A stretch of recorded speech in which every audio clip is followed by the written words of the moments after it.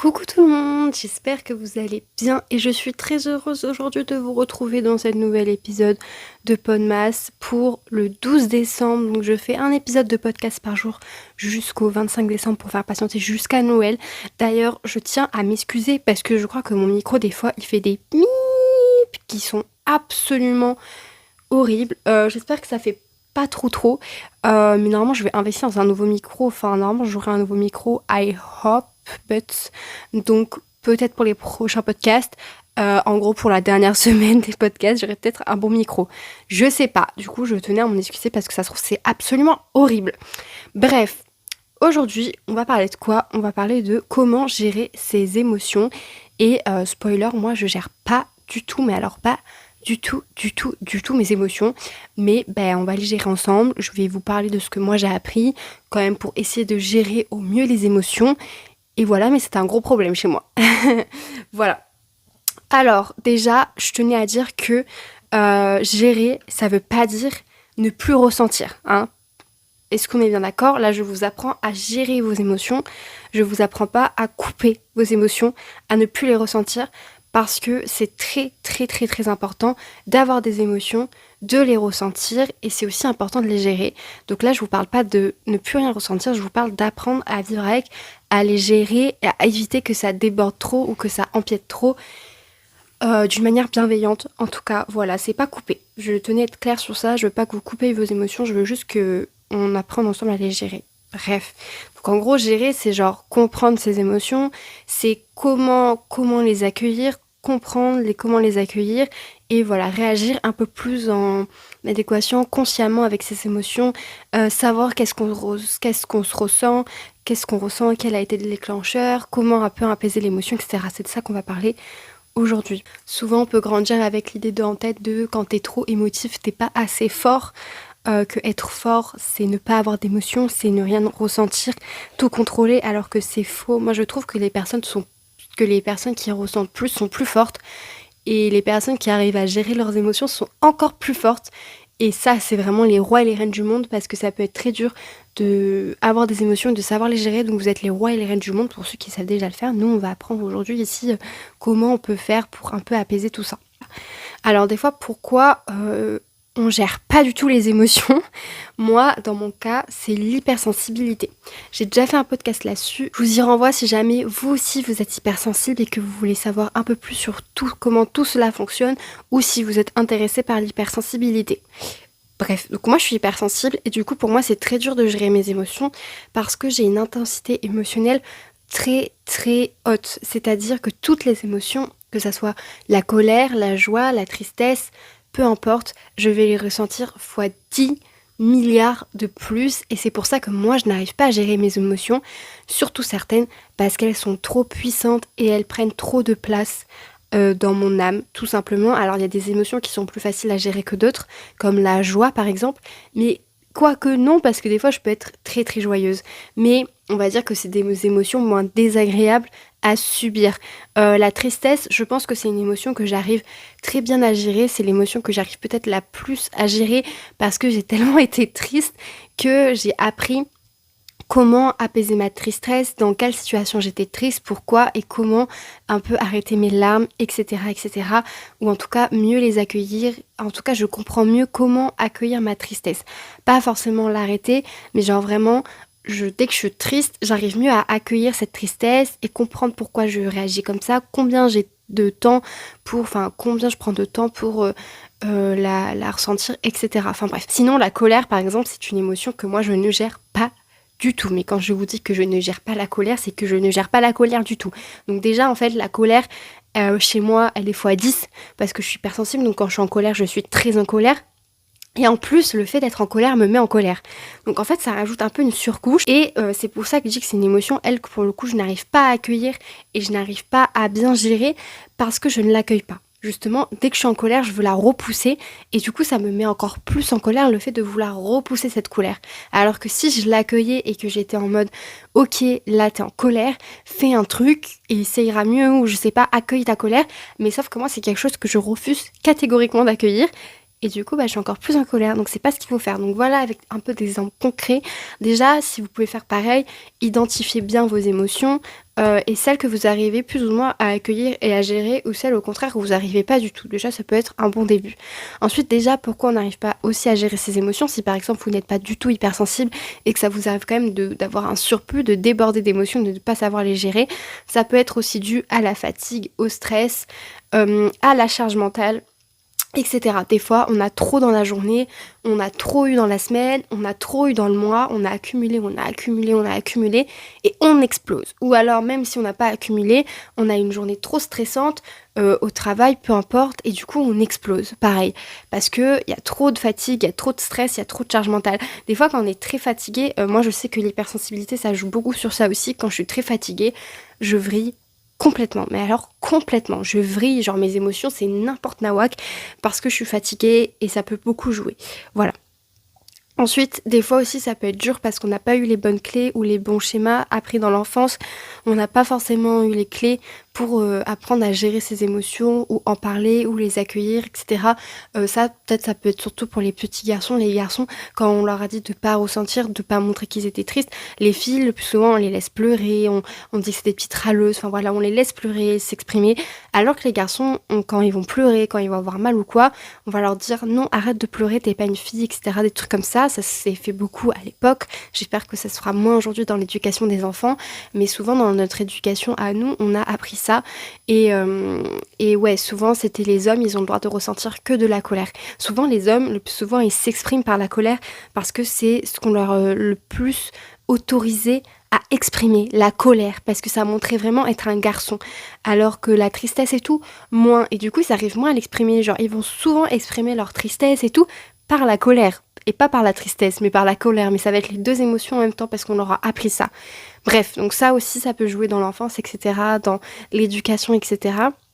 Après aussi, il peut avoir la peur de jugement ou de ressentir trop fort, donc de peur d'être jugé par les émotions qu'on ressent, ça peut aussi accentuer, et aussi le manque d'outils pour apprendre à gérer ses émotions. Tout simplement, voilà pourquoi on peut ressentir plus ou moins d'émotions, fortes ou pas. Alors, qu'est-ce qu'on peut faire pour ça? Donc, comme j'ai dit déjà, essayez de voir quelles émotions vous arrivez, vous, plus ou moins, à gérer dans votre quotidien. Ensuite, que vous les arrivez à les gérer toutes ou aucune, c'est ok, c'est pas grave. Une fois que vous ressentez une émotion, essayez de nommer toujours ce que vous ressentez. C'est-à-dire qu'il y a une panoplie d'émotions, genre énorme. Je sais que ma psy, elle me montrait beaucoup ce tableau d'émotions. Il y en a vraiment beaucoup, beaucoup, beaucoup. Donc n'hésitez pas aussi à aller voir sur internet si jamais à un moment vous ressentez une émotion, de regarder le tableau des émotions, parce qu'en fait, il y en a tellement que vous pouvez ressentir de la tristesse, mais ça va être autre chose que la tristesse, il va y avoir un petit truc en dessous.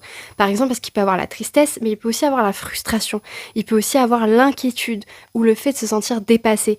Tout ça, ce sont des émotions. Il n'y a pas que genre tristesse, colère, joie et tout ça. Genre, il y a un peu des autres émotions, genre la frustration, l'inquiétude, la peur, le fait de se sentir dépassé, enfin voilà. En fait, il peut y avoir plein d'autres émotions.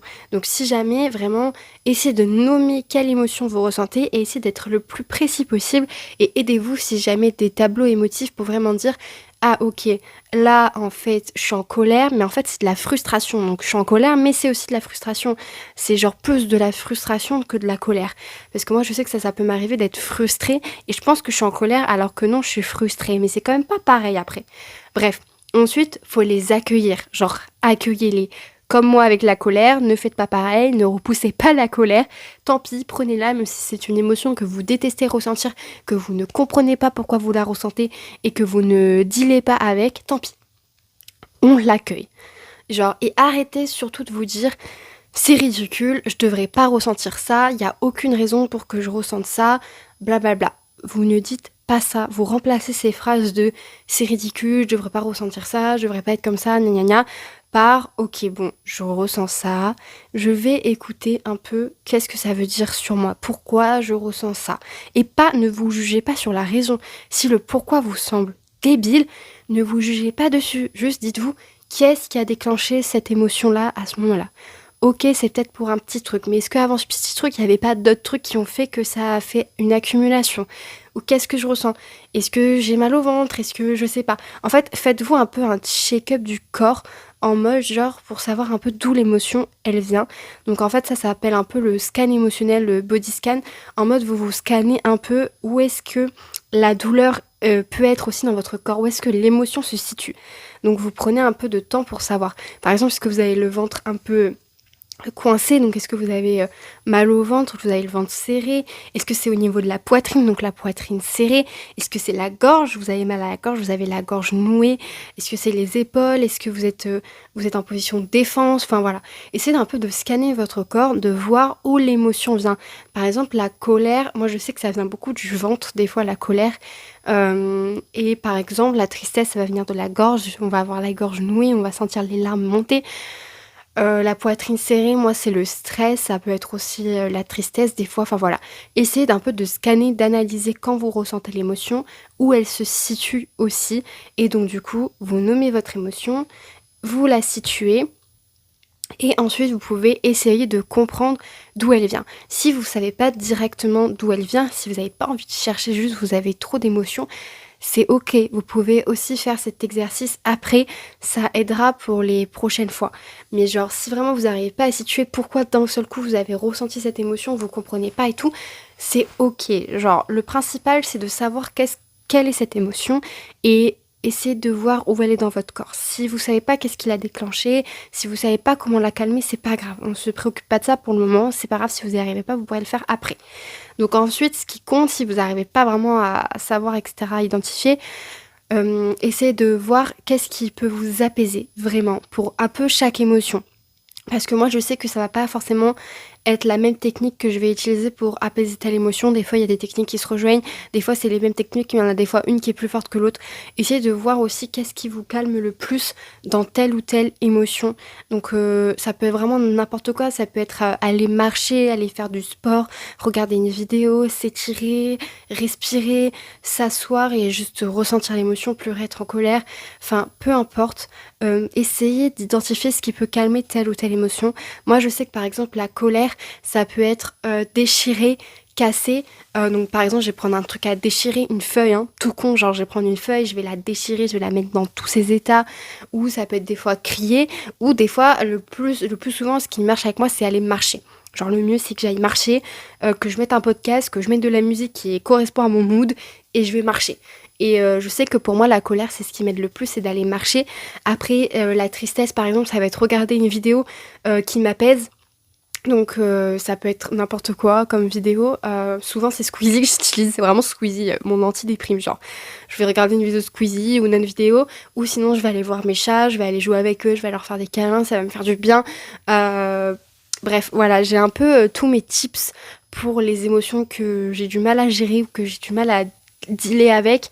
J'ai toujours un petit secours, un petit truc à faire. Donc, n'hésitez pas à vous écouter, à savoir qu'est-ce qui pourrait vous calmer, genre qu'est-ce qui pourrait faire que vous avez besoin de respirer, d'écouter votre corps, de marcher, de prendre un bain, de prendre une douche, de prendre une douche glacée, peu importe. Essayez de voir qu'est-ce qui peut vous permettre de vous apaiser. Ensuite, moi, un truc que j'utilise aussi très fréquemment, c'est le carnet, le journal intime. Écrire tout simplement ce qui se passe. Donc moi c'est vraiment une technique que j'utilise souvent, soit le carnet, soit la vidéo. C'est-à-dire que soit je vais faire une vidéo pour expliquer ce qui va pas. Par exemple ça c'est je le fais quand j'ai des grandes émotions justement. Par exemple je suis très triste et ça arrive pas du tout à passer, ou je suis très en colère. Et quand je suis en colère souvent j'ai besoin de m'exprimer, j'ai besoin de dire. Et j'aime bien faire ce genre de vidéo, je mets juste mon téléphone et je me filme en train de parler, je parle toute seule, je suis là en mode je suis en colère, gna gna gna gna gna, et je sais pourquoi, et je me défoule, genre vraiment je parle de ma colère, et pareil pour la tristesse, des fois je pleure en vidéo, je suis là genre ouin, je pleure et tout, mais des fois ça m'aide parce que l'émotion est tellement forte que j'ai pas la force d'écrire, j'ai pas la force de prendre un carnet, d'écrire, c'est tellement puissant que juste je prends mon téléphone, je fais une vidéo et j'explique tout, j'explique ce qui va pas, j'explique le déclencheur, j'explique tout. Et ça, vraiment, c'est la technique miraculeuse. Ça me fait trop du bien. Genre, une fois que je me suis livrée sur l'émotion, que je me suis livrée sur ce que je ressentais et tout, Ouais, mais je vous jure, ça me délivre. Bref. Et donc, ça peut être pareil avec le journal intime. Des fois, en fait, je fais la vidéo quand je ressens trop une émotion forte. Je fais d'abord la vidéo et plus tard, je vais faire le journal intime avec du recul et je vais écrire. Voilà, écrivez pas des pages et des pages et des pages, ça ne sert à rien. Vous pouvez juste écrire une petite ligne, genre je ressens ça, ce qui m'a déclenché c'est ça, et de quoi j'aurais besoin maintenant pour apaiser cette émotion. Peu importe, journal intime, vidéo, tout ce que vous voulez, mais je trouve que c'est quand même important, enfin ça peut être une bonne idée vraiment pour se calmer, ça permet un peu de se défouler en fonction de l'émotion. Moi, je trouve que c'est une technique qui est très bien et surtout quand on écrit, après, on peut avoir le recul aussi sur la situation quand vous allez aller mieux. Moi, c'est aussi quelque chose que ma psy me dit beaucoup, de regarder après, de relire le truc et de voir, ben voilà, qu'est-ce que j'ai écrit, comment c'était, et de voir que c'était pas forcément si grave ou pas forcément, enfin voilà, que c'est ok quoi. Donc voilà. Sinon, il y a aussi par exemple le coloriage, les activités douces. Alors moi, ça c'est un truc que je ne pourrais pas faire si je suis en colère, je pense, parce que ça m'énerverait encore plus. Mais si jamais vous, ça peut vous apaiser, n'hésitez pas. Je sais aussi qu'il y a des comptes Instagram pour de dessins, genre un peu faire des mandalas, des gribouillages et tout là un peu pour apaiser son stress, apaiser l'anxiété, apaiser la tristesse et tout.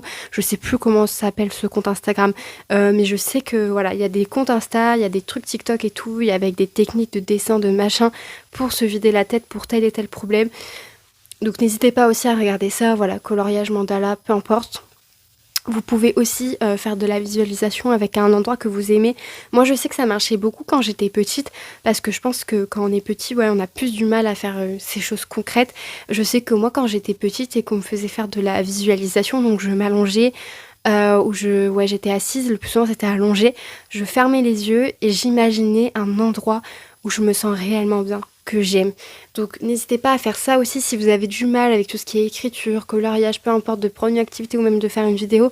Essayez de fermer les yeux et d'imaginer un endroit qui vous apaise. Ça peut être n'importe quoi, hein. Ça peut être votre chambre, ça peut être la plage, ça peut être la nature, la forêt, j'en sais rien. Ne mettez pas des paillettes, je sais pas quoi, genre juste imaginez cet endroit, imaginez être allongé dans cet endroit-là que vous aimez particulièrement. Et voilà, et laissez les trucs venir, peu importe. Vous pouvez même rajouter une personne si vous avez besoin que cette personne-là soit avec vous aussi, hein. Ça peut être quelqu'un qui est décédé, qui vous manque beaucoup, peu importe. Bon, n'essayez pas non plus de... N'accentuez pas votre émotion. Mais vous pouvez rajouter une personne si vous avez besoin qu'une personne ou même un animal soit proche de vous dans ce moment-là. Fermez les yeux et imaginez-les avec vous dans cet endroit. Bref. Ensuite, ce que vous pouvez faire si aussi vous êtes avec des gens, ça va être poser des limites. Donc n'hésitez pas, si vous êtes avec quelqu'un et que vous sentez qu'une émotion monte, dire que vous avez besoin d'une pause, que vous avez besoin de sortir, que vous avez besoin que vous parlez plus. Par exemple, si vous disputez, si vous êtes en train de vous disputer avec votre partenaire et que vraiment vous sentez que là ça va plus du tout, n'hésitez pas à dire là ça va pas, j'ai besoin de sortir, on pourra en reparler plus tard, mais là vraiment c'est trop dur. Et et voilà, c'est quelque chose qui est dur à faire, mais c'est mieux que d'exploser et vous pouvez prendre du temps pour vous. Ça peut être frustrant pour l'autre personne, mais après, c'est à elle de gérer sa frustration aussi avec ses tips à elle. Mais voilà, genre si vraiment vous sentez que ça va trop loin, que vous avez besoin de temps, si vous pouvez, si vous avez la possibilité de sortir, de prendre du temps pour vous, de parler d'autres choses. Et ensuite, si vraiment vous avez trop de problèmes avec vos émotions, ben moi, ça m'est arrivé. N'hésitez pas du coup à aller demander de l'aide, que ce soit à un proche ou du coup consulter une thérapeute, un psy, parce que pour le coup, moi, voilà, depuis toute petite, vu que je suis hypersensible, j'ai dû consulter beaucoup pour mes émotions qui me prenaient trop de place. J'ai même dû consulter une sophrologue. C'est très bien pour les émotions, je trouve, la sophrologie. Bref, et ma psy actuelle, je la consulte toujours pour mes émotions, pour mes excès de colère surtout. À l'époque, c'était pour les excès de tristesse. Maintenant, je le fais aussi pour la colère parce que vu que c'est une émotion que j'ai vraiment du mal à dealer avec, à gérer, je la vois pour ça, pour tout simplement apprendre à gérer mes colères. Quels sont les outils pour apprendre à gérer ma colère et tout. Donc voilà, n'hésitez pas à parler si vraiment vos émotions, elles sont trop fortes. Mais vraiment, les choses qui marchent le mieux pour moi, en tout cas, c'est vraiment de savoir quelle émotion je ressens. Des fois le pourquoi, des fois pas forcément. Et m'apaiser et aussi le scan émotionnel, donc de savoir d'où vient cette émotion dans mon corps, essayer de respirer, de fermer les yeux, de prendre le temps d'où elle vient cette émotion et ensuite de me libérer, de m'apaiser par les vidéos, donc faire une vidéo pour exprimer, par l'écriture ou pour chaque émotion, aller soit marcher, soit crier, soit écouter de la musique, peu importe, faire quelque chose qui m'apaise. C'est ce qui marche vraiment le plus pour moi, toutes ces techniques-là. Et après, forcément, Il y a des gens qui vont avoir d'autres techniques et tout, mais en tout cas, cette technique-là, franchement, elle marche bien. Donc, enfin, je trouve en tout cas pour gérer ses émotions, mais comme d'habitude, si vraiment vous trouvez pas votre technique à vous, n'hésitez pas à en parler à quelqu'un, n'hésitez pas, voilà, à aller voir des gens et tout ça pour voir un peu qu'est-ce qui marche ou pas pour vous. Je tenais à dire que les émotions, c'est pas des ennemis. Moi, en tant qu'hypersensible, j'ai toujours un peu, des fois, voulu repousser mes émotions parce que je trouvais que des fois, j'exagérais l'émotion, je ressentais trop pour pas grand-chose. Non, sachez que si vous êtes hypersensible, vous ne ressentez pas trop pour une petite chose. Vous ressentez parce que vous ressentez comme ça. C'est tout. Vous ressentez, vous avez le droit de ressentir comme ça et les émotions ne devraient pas être des ennemis. Si elles sont là, c'est pour une bonne raison et si vous la ressentez plus ou moins forte, c'est aussi pour une bonne raison et vous devez apprendre à l'accueillir et apprendre à la comprendre. C'est important de ressentir et comme je dis, les gens qui ressentent leurs émotions et qui apprennent à les gérer, je pense qu'ils sont les plus forts et c'est normal de pas réussir à gérer toutes ces émotions d'un coup. C'est normal des fois de pas réussir à se calmer. Enfin voilà, c'est normal en fait d'apprendre à gérer petit à petit ces émotions. Ça se trouve, il y a des émotions où vous allez vraiment galérer à les gérer, comme moi avec la colère que j'arrive toujours pas à gérer alors que j'ai des séances de thérapie, etc., etc. Avec le temps, ça va venir. Je le sais, j'y crois parce que j'ai les clés pour et je sais qu'à un moment ou un autre, je vais réussir à accueillir cette émotion et à la gérer correctement. Mais voilà, c'est ok si des fois vous avez du mal, si des fois vraiment vous avez les clés, mais là vous y arrivez pas, genre c'est trop, bah c'est pas grave, vous pourrez toujours, enfin faut jamais s'en vouloir. En fait, faut jamais s'en vouloir. Ne vous en voulez jamais de ressentir une émotion comme ça. Et ne jamais repousser l'émotion, ne jamais dire ah pourquoi je la veux pas, je la veux pas, je la veux pas et tout. Prenez vraiment, vraiment, vraiment le temps de ressentir ça. C'est important et essayez de l'évacuer de la meilleure des manières pour vous, que ce soit par l'écriture ou quoi. Moi, je trouve que c'est vraiment quelque chose qui aide beaucoup. Donc voilà, peu importe, vous pouvez aussi créer, je sais pas, quelque chose. Je sais qu'il y a aussi beaucoup qui font de la peinture, par exemple, qui peint leurs œuvres avec l'émotion qu'ils ressentent. C'est super beau aussi, donc peu importe c'est quoi votre technique. Voilà. Bah voilà pour cet épisode de podcast. Je pense que c'est tout. J'espère qu'il vous aura plu, que ça vous aura aidé. Et vraiment, on est ensemble, hein, surtout les hypersensibles, mais même pas les hypersensibles, mais voilà, parce que nous, on est un petit peu plus timbrés que la normale, non, je rigole. Bref, donc j'espère quand même que ça vous aura un petit peu aidé. Et moi, je vous fais de très gros bisous et on se retrouve demain pour un nouvel épisode de podcast, of course. Et vous allez voir, c'est un peu en lien avec cet épisode, celui de demain. Donc ouais, je pense qu'il est un peu croustillant l'épisode de demain, donc n'hésitez pas à l'écouter. Voilà, bisous, à demain.